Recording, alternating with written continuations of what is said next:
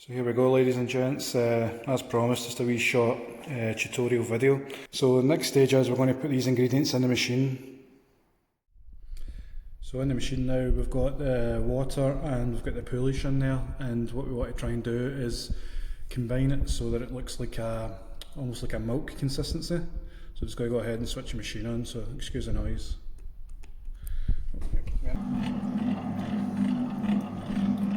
And then now what we do is we slowly add the flour, a couple of tablespoons at a time.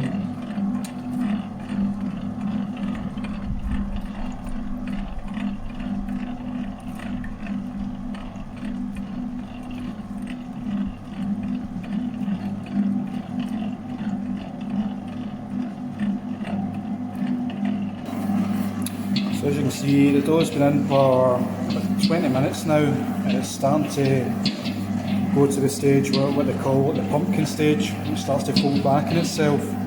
Now I know it's hard to see because of the guard of the machine, but once the dough starts to separate away from the sides of the machine, you know it's pretty much ready to come out the machine and start working it by hand a little bit. Welcome back. So that's us getting the dough out of the machine. Even at this stage, but it's still not ready for use, so just put it on a dry table. That's actually not too far away at all. So I've seen people asking questions that they can't get their dough smooth on top. So yeah, when you look, it's pretty smooth already, but it still needs a bit of work. So what we do is we stretch it out, fold it back on itself, stretch it out, fold it back. So now you can see that the gluten starts thicken again, and if I made a ball,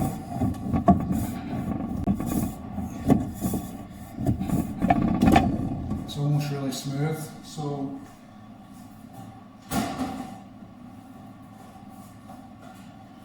next stage is just to get your container ready, and we're going to put a ball in this for about an hour just to let it prove at room temperature and come up before we start cutting into balls. So at this stage, if this wasn't going smooth at this stage, I would be folding it, and then leaving it to rest for 10-15 minutes. We may still do that once I just check it. So olive oil in your hands helps it get smooth, and just start putting it in itself.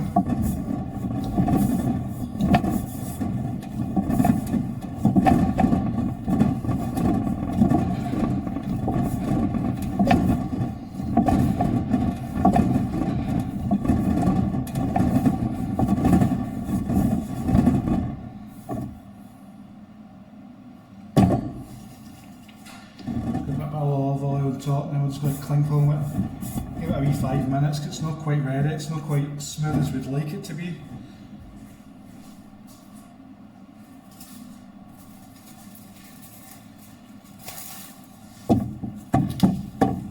So it's important you put the olive oil on, because if you put the olive oil then this will just stick to it. And then we're part ways leave it like that for 10 minutes now. And as you can see, it's already starting to puff up and double in size. Now at this stage you can see that it's going a bit flat, spreading out.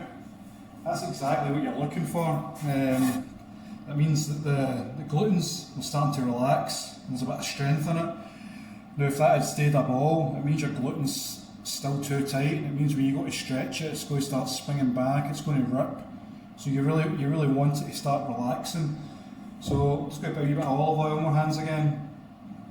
What I will say is if you're doing the mixing stage by hand, you might have to do this stage 2 or 3 times until you get a nice smooth consistency.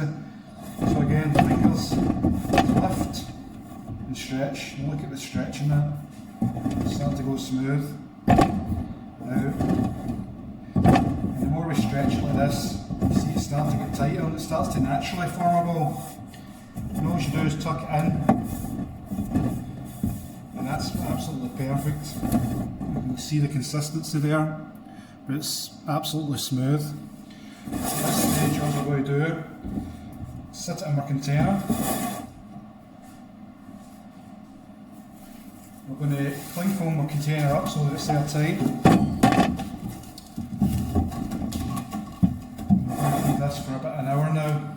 Guys, it's been just over an hour, and already the dough's double the size, so I'll go ahead and open it and show you.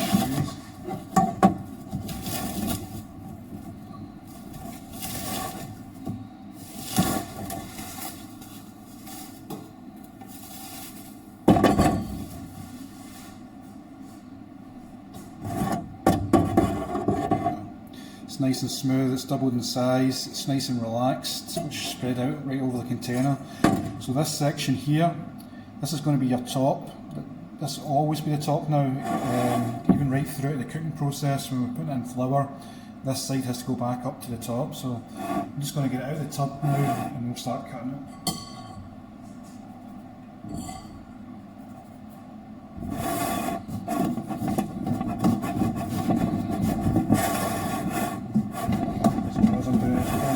Sides, it's going to be less sticky.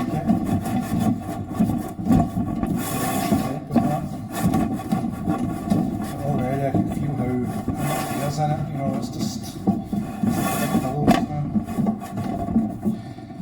I'm going to turn it out onto my hand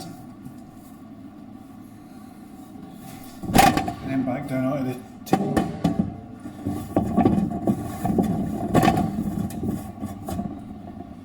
Now from there, this for me this does perfectly 8 balls, just over 300 grams.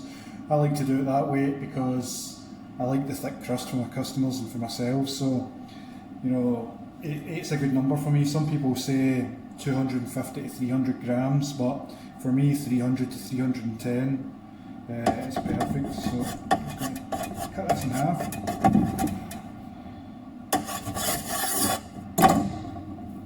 This away just now.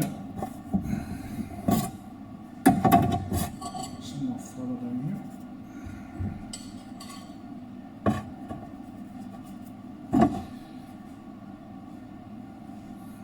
Just make sure you guys can see. And then from there, what we'll do is cut it in half again.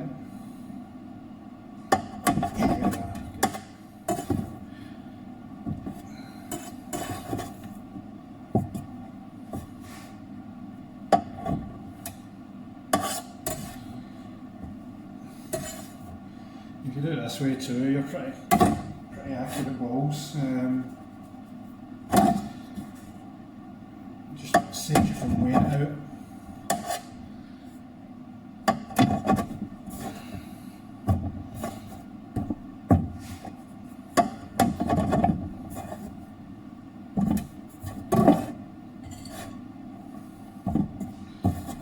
So as you can see, 8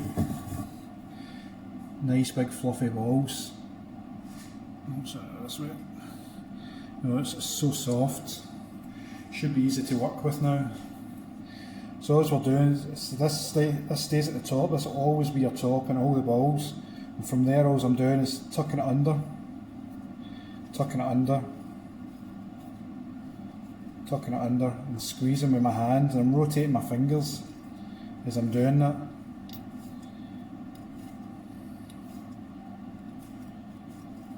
And just make sure, and then at the bottom you want to make sure this bit's all sealed together before you put it in a tub. And now you've got a perfect dough ball. As I say, that's about 310, 315 grams just now. And then that just goes straight in to our container after it's up.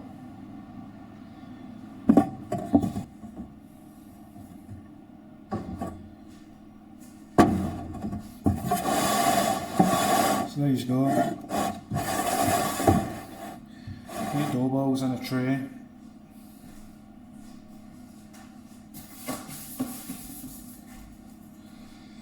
Lid on, and that'll go in my fridge now for 24 hours. So hopefully this wee tutorial helps people and makes the process of making your dough a lot easier in the future. And you can leave your comments, or if you get any questions, you can ask any questions in the comment section. Speak to you all soon, bye.